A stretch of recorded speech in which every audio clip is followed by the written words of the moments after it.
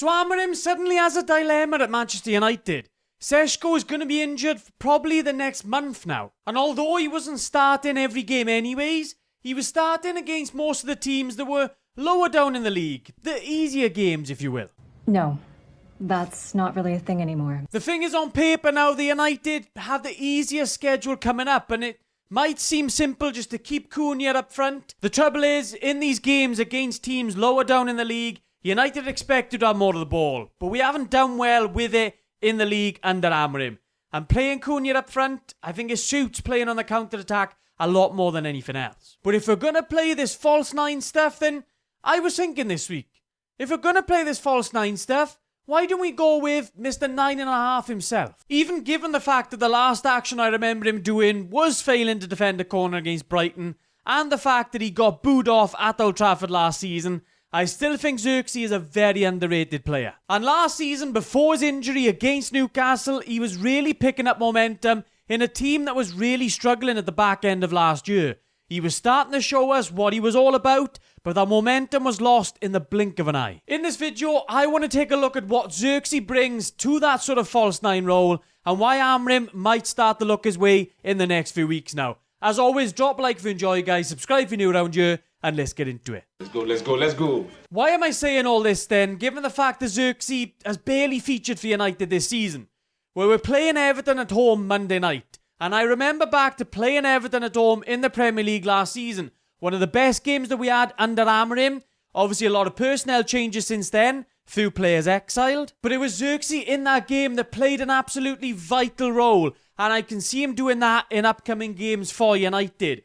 We've struggled largely in build-up under Amorim. But in that game versus Everton at home, we didn't so much. And Xerxes played a vital part in that. What am I talking about then? Well, this instance here, United playing out from the back, the usual stuff, pushing the centre-back into midfield. United play it out wide, goes out wide to Diego Dallo. You're looking at it thinking, well, he's run out of options. He's been forced out wide and Everton have a good number of players there.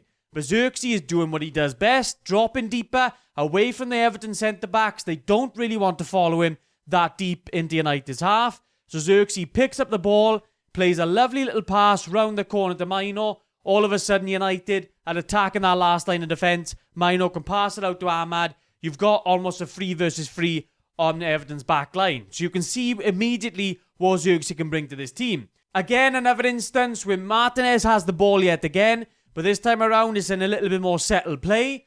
Xerxes doing the same sort of thing, dropping a little bit deeper. The Everton centre-backs don't want to follow him. Martinez can play that ball into him, but then Xerxes can play a lovely little ball around the corner to Dallo, and immediately then look to get on the front foot and get United playing a little bit further forward.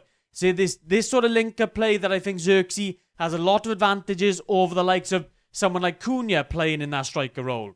And then what we saw for United's third goal on the day, Xerxes again dropping that little bit deeper, picking the ball up, again plays a lovely little ball around the corner to Ahmad, who can attack that acre of space. United 3-0 up, winning that game comfortably. Xerxes even got a goal in that game to really cement how good that performance really was. And it was a performance that I looked at and thought, wow, we really do have a bargain player on our hands. Obviously, there was patches last season where he did really struggle, but towards the end of it, he really showed what he could really do in a United shirt. And look, he's got obvious weaknesses. He's not truly great in the air, despite how big of a guy he is. And his finishing can leave a lot to be desired at times. But I've already spoken about it. He does have advantages over Cunha in that striker position. And it does allow then Cunha to play in a position that's far more comfortable for him. So far at striker, it does feel like we're trying to fit a square peg in a round hole, and it hasn't really quite worked for me. And we're really not getting the best out of our £60 million signing if you're going to keep playing him there. With Xerxes, you've got someone who's more suited to doing that sort of drop in, that striker linker play, and Amorim's build-up really does need that. It needs those players, him alongside those number 10s. We've seen Sesko do it really well so far this season. It's been the highlight of Sesko's game. The other stuff, the proper traditional striker stuff, hasn't quite so much. But the link-up play, I think that's been a real positive of Sesko. So can Xerxes really pick up that baton now? Because with Xerxes, he might not be great in the air compared to someone like Sesko, but his frame allows him to really hold that ball up if you can play it into him. Playing into his feet, playing into his chest, Xerxes has the physicality in order to hold off the opposition centre-backs and get his own teammates into the game then. He has clear advantages in that area over Cunha. Cunha specialises in attacking that space with his dribbling. You play him deeper in that number 10 role, and when he can attack that space then, that's where Cunha, you're going to really see him thrive. We saw that in that Brighton game. Amorim played him a little bit deeper, especially compared to Mbeumo, and you saw Cunha have one of his best games in a United shirt then. And I don't think that's any coincidence. So what will Amorim do come Monday night? Everyone thinks we're going to push Bruno into the number 10, give Mino that start, and that'll probably likely happen if Mino is fit. That's going to be the big question mark to that one, because he still hasn't returned to full team training yet. He's expected to in the next couple of days, but whether Amorim will see that he's not quite match fit, we'll have to wait and see.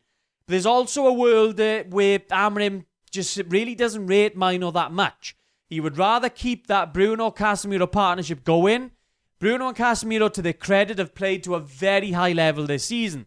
So Amorim might not want to disrupt those dynamics too much. So playing Xerxes up front, keeping Cunha in the number 10, Bruno and Casemiro in midfield, there's a world where Amorim would rather do that. Of course, we could also see Mount come into the number 10. You're keeping Cunha up front.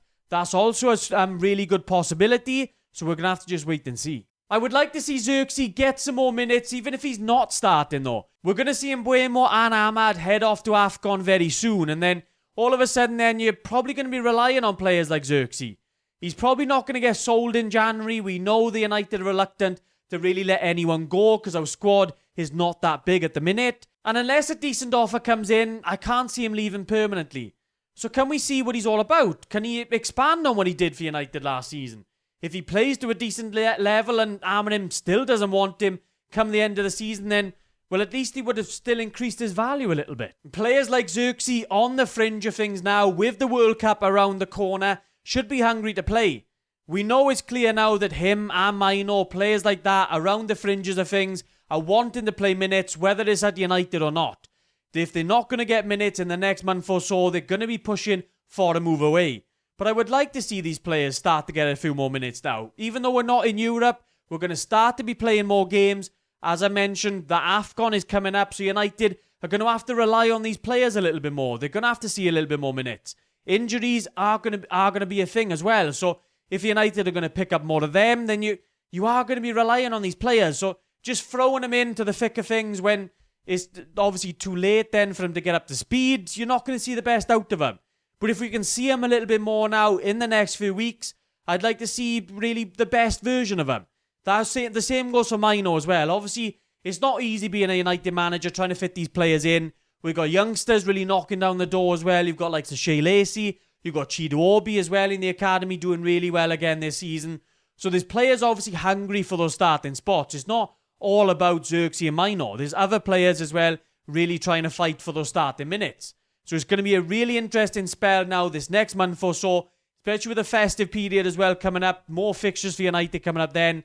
How Amorim deals with these sort of things. That's the sort of interesting things coming up. Really important run of fixtures. As I've said, they're easy on paper, but United have done nothing easily over the last few years. As always, guys, drop a like if you enjoyed the video, subscribe if you're new around here, and stay tuned for all the analysis coming up of those games. I'll see you there.